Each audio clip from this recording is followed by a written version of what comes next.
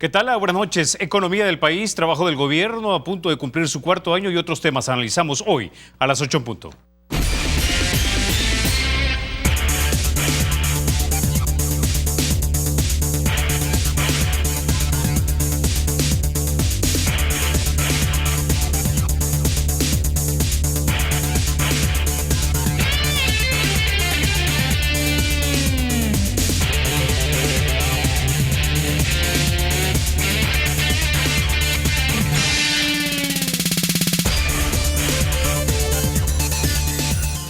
Bueno, este segmento es presentado gracias a El Banco Agrícola.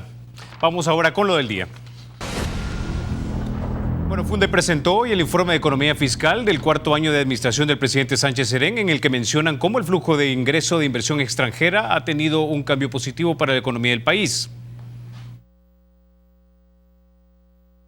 Y a pesar de que El Salvador tuvo ese incremento, ¿verdad?, de 444 millones de dólares en flujo de inversión extranjera directa, como parte, digamos, de todo el incremento que se ha dado en la región, es una cifra bastante pequeña, ¿verdad? Eso incluyendo a países como Nicaragua y Guatemala, que tuvieron una caída. Bueno, ahora Funde considera que aún sigue faltando mucho por hacer en materia económica y que hasta hoy el sistema financiero es uno de los que refleja estabilidad. Temporales, porque no necesariamente gastar más en consumos individuales va a reactivar la economía como a veces se piensa.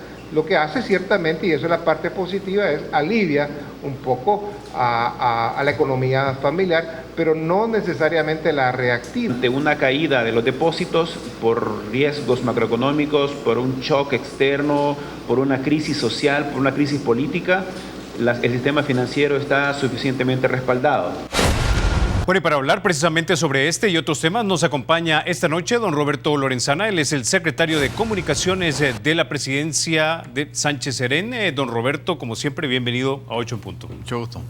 Bueno, ya escuchamos entonces lo que dijeron algunos de los expertos analistas de Funde, y básicamente dicen que algunos indicadores de repente mejoran, pero digamos que fundamentalmente la economía nuestra no termina de despegar. Y ya tenemos 9 años básicamente de presidencias del FMLN. Bueno, muchas gracias en primer lugar por la invitación a este espacio. Creo que estamos justo en el momento en que se está terminando el cuarto año de gobierno y es el momento de las evaluaciones y por supuesto que nosotros estamos listos para dar nuestras opiniones, nuestros puntos de vista sobre los diferentes aspectos de la vida económica, social, política del país. Empezamos con los temas económicos porque son los temas que están puestos ahí en esta opinión y quiero decir lo siguiente en primer lugar. El presidente Salvador Sánchez Serén inició su mandato en el año 2014, en ese tiempo con un crecimiento de la economía de 1.4%. Y hoy, este año, en el año 2017 más bien, porque el año 2017 es el que ya terminó, y tuvimos un crecimiento del 2.4%. Estamos hablando de un crecimiento interanual más o menos similar, un punto arriba de cómo se empezó la gestión. Cuando se habla de un punto del PIB, es bueno que nosotros hagamos las cuentas. Si en este momento tenemos un PIB de 26.000 millones de dólares, el crecimiento de un 1% del PIB significa que hemos crecido más o menos en 260 millones de dólares. Ese es el crecimiento interanual que hemos tenido. Parece una cifra pequeña, pero es relevante. Hemos tenido un crecimiento sostenido según los organismos internacionales. El Fondo Monetario Internacional, por ejemplo, dice de que El Salvador ha estado creciendo por encima de su potencial. Las mismas expectativas que los organismos internacionales habían establecido es que la economía salvadoreña podía crecer a lo máximo en un 2%. y sin embargo hemos crecido en el 2.4%. Las tendencias para este año se mantienen y para el siguiente año son también, tienen la misma tendencia, la misma perspectiva. Ahora, tengo entendido que el otro año sería 2 puntitos menos porcentuales, no 2.2, no 2.4. O sea, en realidad las tendencias son más o menos, porque recuerde de que en esto, para el próximo año, siempre se establece un rango positivo y un rango negativo, ¿verdad? Más bien un rango más alto y un rango más bajo, para decirlo más exactamente. Y el Banco Central cree que podríamos llegar hasta un 2.6%. Pero digamos también hay un rango en dependencia de cómo se comporta la economía internacional, que puede ser menos, puede ser el 2.2%, efectivamente. Vamos a ver cuál es el desempeño. ¿Qué es lo que estamos viendo nosotros en el desempeño de la economía global? Que son resortes que influyen. La economía de los Estados Unidos está creciendo, que eso estimula las exportaciones de nuestro país. La demanda interna ha crecido, producto del incremento del salario mínimo. O sea, el salario mínimo jugó un papel importante en el crecimiento de la economía. En este gobierno y en este año que pasó, tuvimos un incremento del salario mínimo, creo que de los más altos de la historia reciente del país. El salario mínimo rural creció de $100 al mes a $200 al mes. Y en el caso del sector laboral urbano, creció, estoy hablando de promedios, de $250 a $300 mensuales. O sea, es un incremento significativo al salario mínimo. Y eso estimula la demanda interna y por supuesto de que ha permitido la reactivación de determinados sectores. La industria de la construcción ha crecido sin precedentes. Por supuesto que las políticas públicas han jugado un papel en ese sentido. Se entregaron 150 factibilidades. En este momento se están construyendo. Unos ya terminaron, otros están en proceso, otros están por iniciar. 150 proyectos, macroproyectos de construcción en el Gran San Salvador. Edificios, centros comerciales, colonias, hoteles. O sea, la actividad económica en el sector construcción se ha dinamizado. Recibimos el sector de la construcción con cifras negativas y ahora el crecimiento es expansivo. Es uno de los renglones de la economía que más han crecido. Don Roberto, entonces, ¿cómo se explica si parte de los sectores económicos de este país están creciendo, como el de la construcción? ¿Cómo explica usted lo que nos informó esta mañana Funde, que dice que se nos perdieron 1,000 empleos el año anterior? Mire, es un poco contradictorio porque ellos mismos dicen que la inversión extranjera directa ha crecido. Creo que ellos dan una cifra de como $450 millones. La inversión, esa es una cifra neta. Es una cifra neta porque en realidad cuando uno hace la valoración, ellos descuentan, o siempre se descuenta en la economía, lo que se va de lo que se puede retornar a otros países de las utilidades de las empresas. Eso se descuenta. En realidad el crecimiento es mucho mayor de la inversión extranjera directa. Pero si nos hiciésemos cargo de la cifra que ellos presentan, de ese incremento, entonces ¿cómo es posible que se incrementa la inversión extranjera directa y se reduce el número de empleos? No tiene relación, no tiene, digamos, coherencia lo que se está planteando. Nosotros respetamos las visiones distintas a lo que nosotros estamos analizando, y así podríamos ver otro sector. Le voy a poner un ejemplo. El sector agropecuario, que históricamente en las últimas décadas estuvo deprimido, ha tenido una reactivación. Nosotros hemos crecido en la producción de alimentos, por eso es que la canasta básica se mantiene estable. En materia de percepciones, nosotros ya sabemos que la gente ha estado diciendo de que el costo de la vida ha crecido, pero tenemos una inflación estable. Todos estos años la inflación es mínima y los precios de la canasta básica han disminuido. y en la mayoría de los casos o han disminuido o se mantienen estables. Entonces, el maíz, el frijol, el arroz, la carne, tienen precios estables. Entonces, no corresponde esa realidad con lo que nosotros estamos viendo. El sector agropecuario hoy tiene, en el 2017 tuvo 26.5 millones de quintales, ligeramente superior al año anterior, que fue de 26.2 millones de quintales. O sea, más bien ahí el problema es para la economía productiva, para los agricultores, es que los precios han estado muy bajos. Justamente por eso es que el consumidor recibe precios bajos y el agricultor se queja porque quiere justamente tener mayores ingresos. Entonces, pero la canasta básica ha estado estable. Luego podemos ver el sector café. El sector café tuvo una de las crisis más grandes en los años anteriores. Hay que recordar el fenómeno de la roya, el fenómeno del Niño, que generó, digamos, una depresión importante en la caficultura salvadoreña. Ha habido una política de reactivación.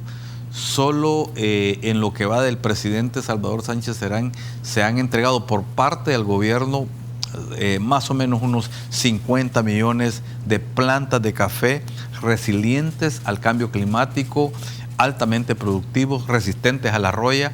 Esa es una contribución del sector público al sector privado. Ahora, aparte Roberto, de lo que hace el sector privado. Punto, yo he conversado con algunos cafetaleros que lo que me han dicho es que de esa ayuda que de repente el gobierno ha dado, solamente se han beneficiado un pequeño grupo de personas que de repente firmaron algún pacto con el gobierno, o no con el gobierno, con los candidatos, cuando aún eran candidatos, pero que la gran mayoría, que contrario a lo que mucha gente, no son grandes cafetaleros, sino que son medianos cafetaleros o pequeños cafetaleros, no se han visto beneficiados. Es totalmente falso eso. O sea, mire, en los primeros años el gobierno atendió fundamentalmente a la gente más pequeña, efectivamente.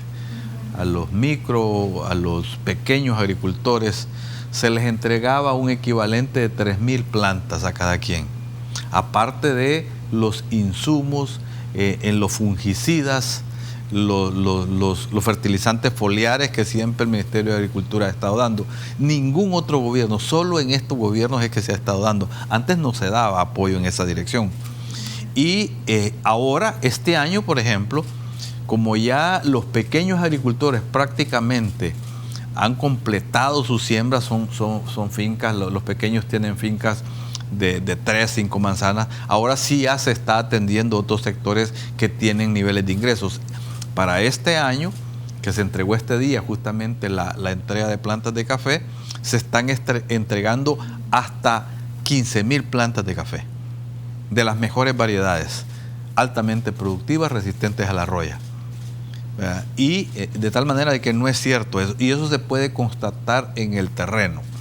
Nosotros entendemos, hay lecturas y discursos de carácter político que siempre van a atacar, pero se puede constatar en el terreno, se puede verificar con los técnicos del CENTA, con las estadísticas. El Consejo Salvadoreño del Café tiene, digamos, la estadística de todos los cafetaleros de este país y se sabe cuánto se le entrega a todos y a cada uno. Estamos atendiendo a cerca de 20.000 cafetaleros en este momento. Ok, con esa idea nos vamos a caer, vamos a la pausa y ya volvemos. Bueno, el Banco Promérica cuenta con la garantía de rapidez en todas sus cajas, donde lo atienden a usted en 20 minutos o en menos. Bueno, don Roberto, quiero que sigamos en este tema económico, pero antes de eso quiero que pongamos en pantalla algo que tuiteó a través de su cuenta oficial el doctor Oscar Cabrera. Dijo, el ingreso promedio de los hogares en 2016 fue de 545,93 y en 2017 543,89, una reducción de $2.04, según la encuesta de hogares y propósitos múltiples. Es decir, la reducción es una reducción menor, sí, de $2, pero mi pregunta es la siguiente. Si se subió el salario mínimo a $300 y eso fue un incremento a 2017 bastante importante, ¿por qué las familias salvadoreñas han perdido $2? Es decir, yo tengo una hipótesis y quiero que usted la escuche, y es la siguiente. Muchas empresas lo que hicieron cuando le subieron el salario mínimo de esa manera, que dicho sea de paso, yo estoy de acuerdo con que la clase media tenga mayor capacidad adquisitiva, nevertheless, lo que sucedió es que muchos de ellos seguramente recortaron empleos. Bueno, primero hay que decir lo siguiente, o sea, estas cifras son correctas, digamos. Están hablando de los ingresos promedio de los hogares, ¿verdad? No el salario mínimo. Claro. Y pero cuando usted suma los salarios de las personas, hogares, es decir, y los descuentos. Lo que pasa es que como lo comparamos con el incremento del salario mínimo, o sea, hubo un incremento, el salario mínimo es el que ganan los sectores más pobres del país. Ahí hubo un incremento, o sea, y cuando estamos hablando del ingreso promedio de los salvadoreños, estamos hablando de otros sectores que no necesariamente tienen salario mínimo, ¿verdad? No necesariamente es a ese sector. Pero no debería haber impactado, es decir, uno tiene que vivir en un hogar, obviamente. Sí, pero en términos generales, yo quiero que veamos bien esto, o sea, tuvimos un incremento significativo del salario mínimo, que estamos hablando de un beneficio que llegó a cerca de 250,000 personas, que son los que recibían salario mínimo. Cuando estamos hablando del incremento del ingreso promedio de los salvadoreños, estamos hablando de esa masa laboral que recibe salario mínimo, pero estamos hablando también de otros sectores de la sociedad.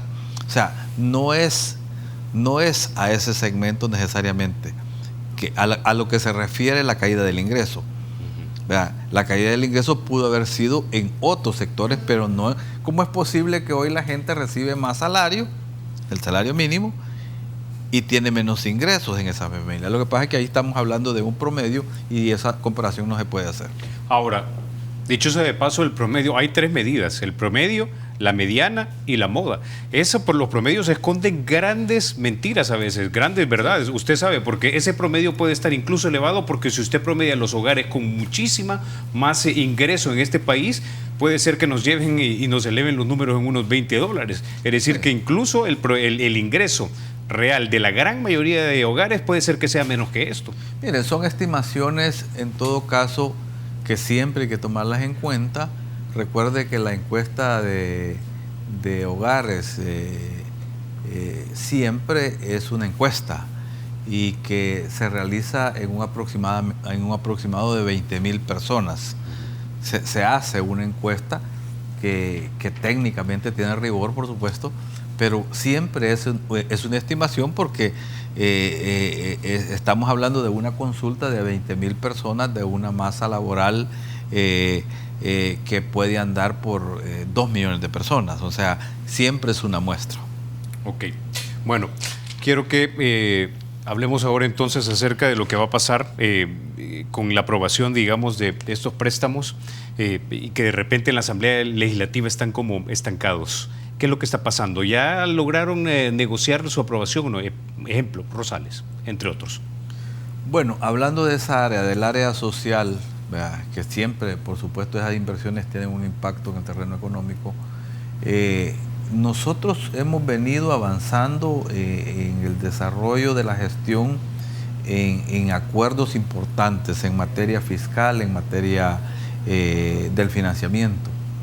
Sin embargo, hay este tema específico, el área de este empréstito para construir el Hospital Rosales, un nuevo Hospital Rosales, un hospital en la zona norte del país para atender al municipio de Nejapa, Popa, parte de Mexicanos, Guazapa, Aguilares, esa zona que necesita un nuevo hospital. Y al mismo tiempo contempla la construcción de 40 unidades de salud en diferentes municipios.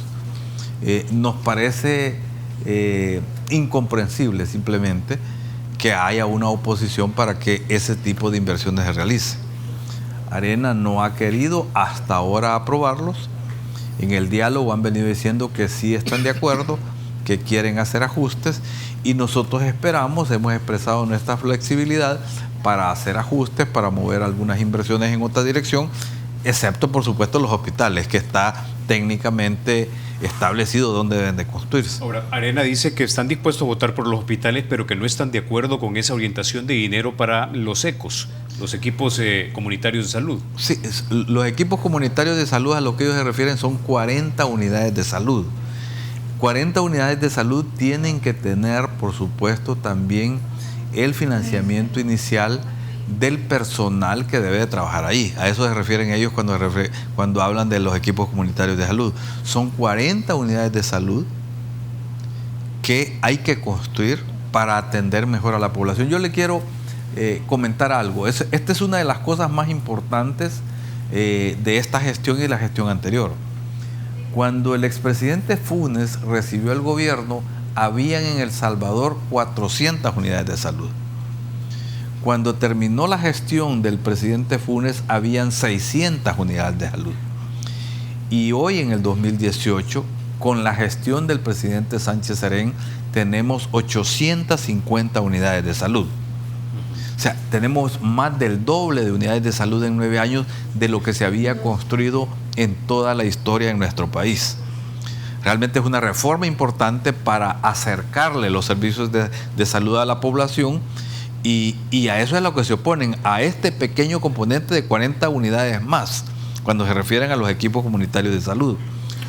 Es incomprensible, simplemente lo que quieren es boicotear una gestión para que no se tengan la capacidad de rendirle, digamos, de ofrecerle a la familia salvadoreña este tipo de servicios. La reforma de salud es muy importante. Nosotros le hemos planteado esa pregunta con esa premisa, básicamente. ¿No será simplemente bloqueado el FMLN lo que ustedes están haciendo? Quiero que escuchemos lo que dijo el doctor Norman Quijano cuando hacemos ese tipo de preguntas.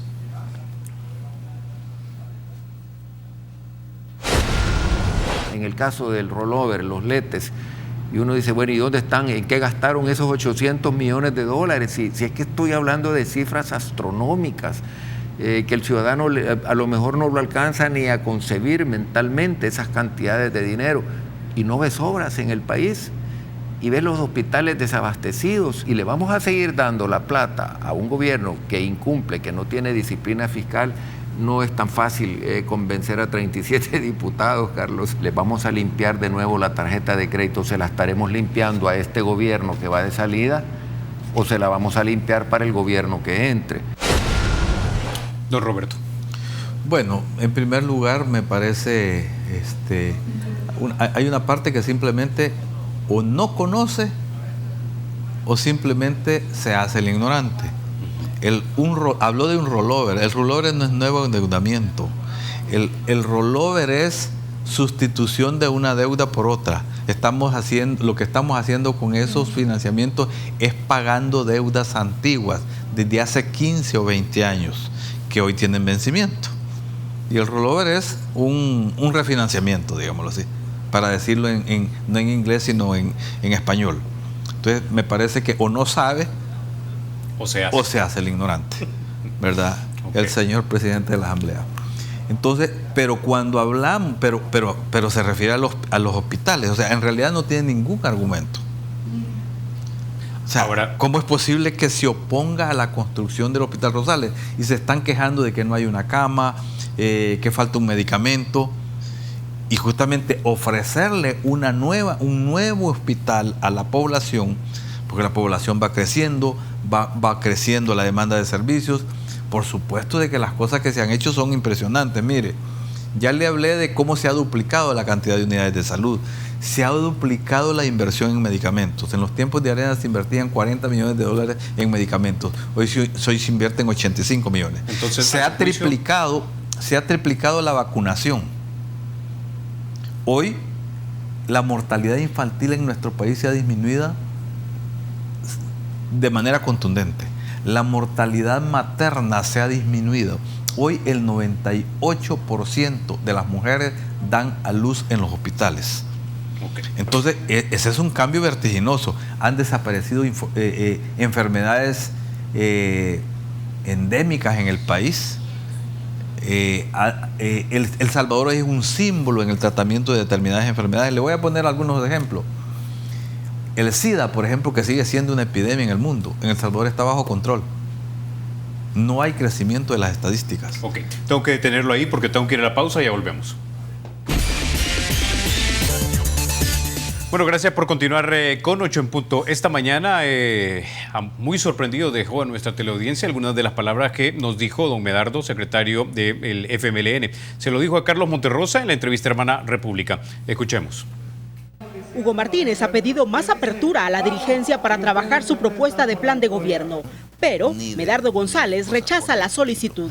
Yo estoy totalmente convencido de que el programa, y Hugo como candidato ahora de nuestro partido sabe que el programa lo vamos a elaborar, lo vamos a trabajar como siempre lo hemos trabajado. Aclara que en el FMLN ya existen mecanismos de trabajo para tomar las decisiones y no se puede pensar en una participación plena de la militancia. Ese es el tema, ¿verdad? Que la convención elegida y escogitada de la militancia a nivel nacional del partido, en representación de toda la base del partido, es la que decide. Hugo Martínez también ha reclamado espacio para que las bases decidan quién es su compañero de fórmula. Pero también hay que abrirse a la posibilidad de abrirse a una coalición. González responde al candidato que debe ser el partido el que encuentre opciones.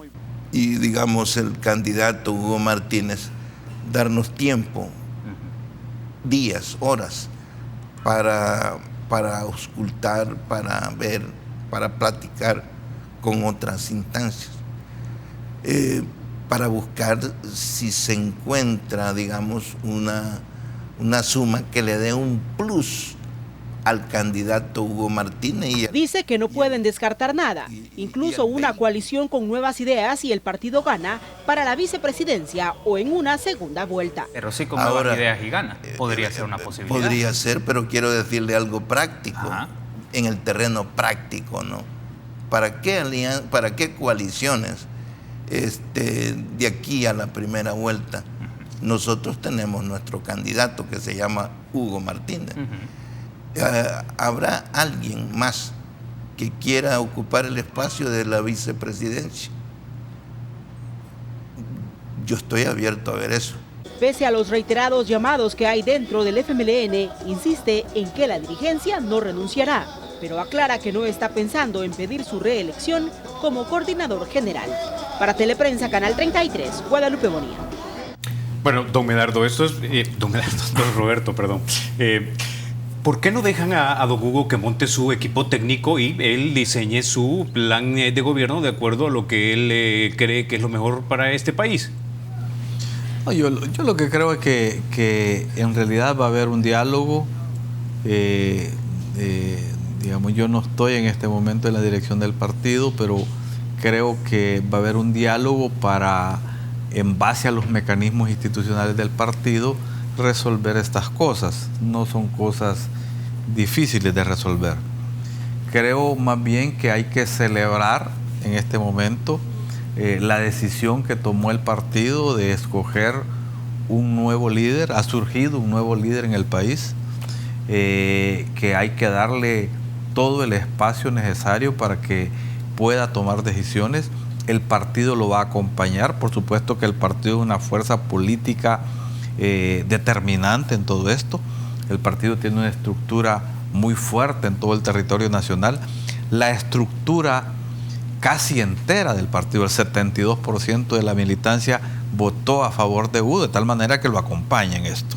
Entonces, hay mecanismos que van a funcionar, hay que crear mesas de trabajo para la elaboración, y yo creo que va a ser seriamente tomada en cuenta la opinión del candidato. O sea, pero seriamente tomada en cuenta no suena a que él debería llevar la batuta. Es decir, 72% de la gente del FMLN quiere que él sea el candidato a presidente. El candidato a presidente debe responder por su programa de gobierno. No, así lo creo. Yo creo que va... al final, ¿qué es lo que va a resultar? Lo que va a resultar como producto de todo esto, creo yo, es que el FMLN va a aprobar en su convención nacional, porque el estatuto así lo dice. El estatuto dice que la convención nacional aprueba la propuesta de gobierno. Y antes de que la apruebe la convención nacional, el candidato a la presidencia va a haber participado en esa elaboración y le va a dar el visto bueno. Seguramente va a tener un rol determinante en todo esto, un rol protagónico. Y seguramente va a haber consultas con otros sectores también, para asegurar que las cosas estén puestas de tal manera que sea el programa de gobierno un componente clave para la estrategia electoral. Ahora, el contexto detrás de esto y de mis preguntas no es simplemente decir usted contra ellos o ellos contra usted, sino simplemente lo siguiente. Este equipo de gobierno, digámoslo así, que ha estado trabajando quizás en los pasados 9 años, básicamente es el equipo que recibió un tremendo revés, el peor revés del FMLN en más de 20 y pico de años. Han vuelto a los niveles de 1994. Entonces, si esta misma gente va a ser la que va a elaborar el plan de trabajo del próximo presidente, ¿no sería eso, digamos, una negación de lo que los votantes le dijeron a ustedes en el 4 de marzo? No, yo lo que creo, mire, lo que pasa es que aquí estamos en un juego de palabras. Yo no tengo absolutamente ninguna duda que Hugo Martínez, como nuevo liderazgo en el país, va a jugar un papel determinante, un rol protagónico en las grandes definiciones de su propia campaña, ¿verdad? Por supuesto que el partido lo va a acompañar.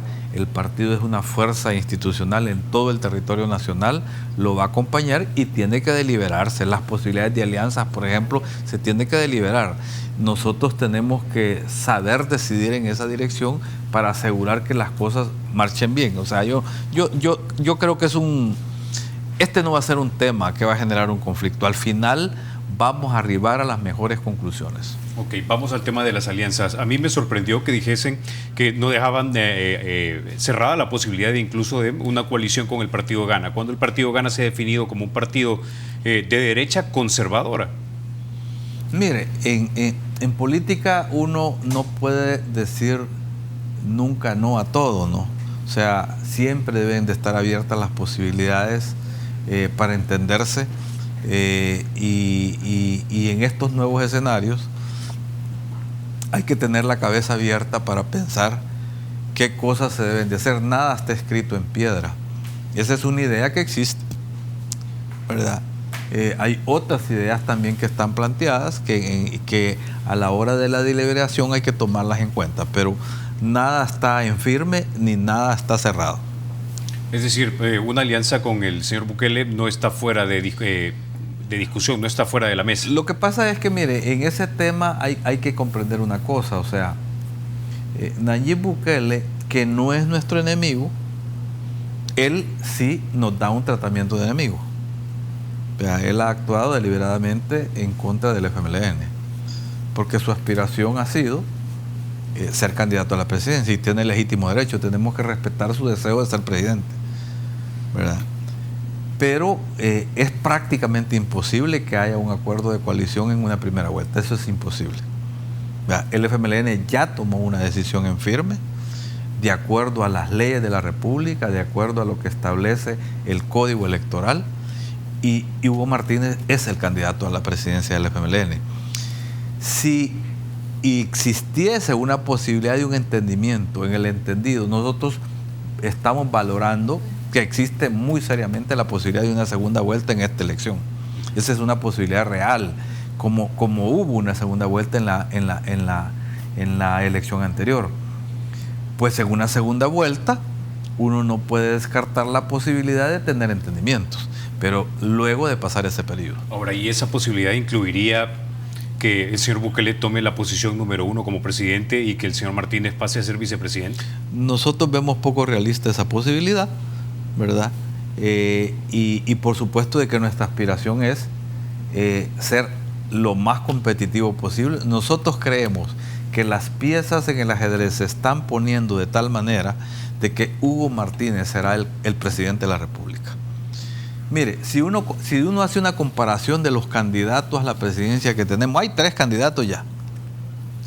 El señor Carlos Callejas, ¿verdad?, que tiene sus virtudes, es un empresario, ¿verdad?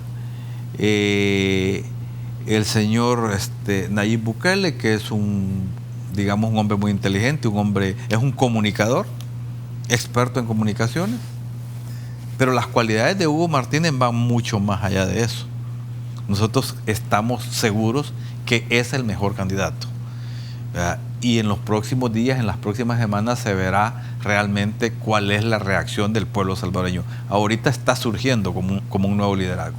Hugo Martínez tiene credenciales de experiencia política, ha sido diputado, ha sido canciller de la República, tiene excelentes relaciones internacionales, tiene credenciales académicas superiores a los otros, lo digo con modestia porque no quiero ofender a nadie, sino que se puede constatar su capacidad política, su experiencia, su relación con diferentes sectores.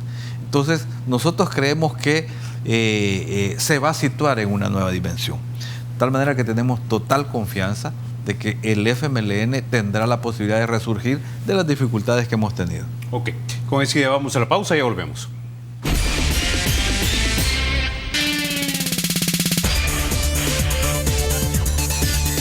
Gracias por continuar con 8 en punto. Bueno, don Roberto, quiero que hablemos ahora acerca de lo que pasó recientemente en la Sala de lo Constitucional. Básicamente declaró inconstitucional esas reformas que hicieron los diputados en pasado julio, si mal no recuerdo, 2017, a la ley de enriquecimiento ilícito. Quiero primero que escuchemos reacciones de dos personas, el doctor René Portillo Cuadra, del partido Arena, así como de la embajadora de los Estados Unidos, Jean Maines. Escuchemos.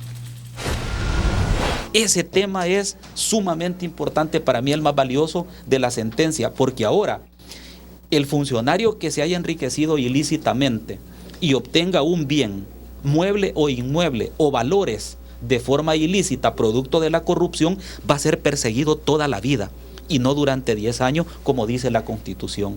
Ese tema creo que es histórico en la sentencia. No hay tiempo. En 5 años, 10 años, 15 años, no puede convertir este bien que conseguiste con fondos ilícitos en algo lícito. Don Roberto. Bueno, yo creo que es una decisión importante que hay que respetarla, y creo que los diputados deberían de hacer una reforma a la Constitución, ¿verdad? Es una iniciativa que el FMLN presentó hace varios años, que los delitos de corrupción no tengan prescripción, o sea, que nunca venzan.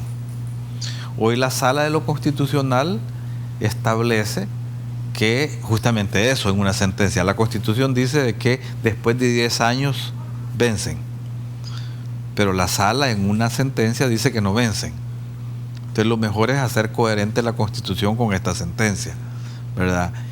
Para que no haya, digamos, una dualidad, porque la Constitución textualmente dice que los delitos de corrupción o de enriquecimiento ilícito vencen a los 10 años, ¿verdad? Entonces lo que hay que hacer es reformar la Constitución para ser coherente con esa sentencia, y yo esperaría que en eso todos los diputados se pongan de acuerdo.